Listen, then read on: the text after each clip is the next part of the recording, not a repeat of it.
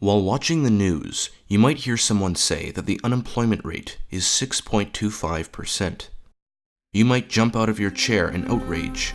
For every 16 people in the labor force, one can't find work. These people have families to feed. Give them jobs. What most people fail to realize is that if 1 in every 16 workers in the labor force doesn't have a job, that's actually normal and kinda good. In a country where citizens have free will, unemployment can never be zero. The unemployment rate is calculated by taking the number of unemployed workers, then dividing by the total number of workers in the workforce. This number excludes people who are in schools and prisons, those who are retired, not able, not interested, or have simply given up. To begin, there's frictional unemployment. This is where workers are between jobs. Then there's structural unemployment. Say, for example, in a country where farming is the primary industry, there's all of a sudden a demand for better technology, and there are more jobs in the tech sector.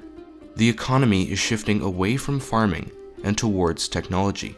But there's a problem. The farmers have no skills in the tech sector, causing them to be unemployed because of the structure of the new economy. Another example of this would be workers being replaced by robots. There are new jobs to do with robots, but most ordinary workers wouldn't qualify. Both frictional and structural unemployment make up the natural rate of unemployment. To add on, there's cyclical unemployment. This comes with the lows of the economy and goes with the highs. It all has to do with the business cycle, which seems to run for about 10 years or so. Then there's seasonal unemployment, like tourism workers or people who cultivate a certain crop. This type of unemployment can be planned around. Then there are the number of problems with the unemployment rate.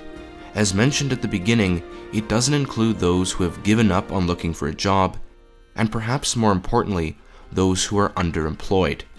For example, a nuclear physicist working as a barista, or a recent psychology graduate holding the stop sign at a construction site.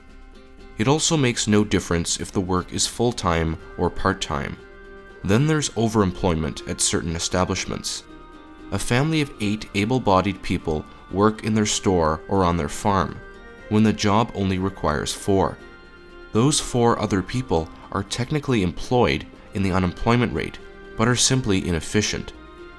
The reality is that the unemployment rate is far from an accurate assessment of the labor market, and that as long as people have the freedom to do as they please and seek better circumstances for themselves and those around them, unemployment will exist.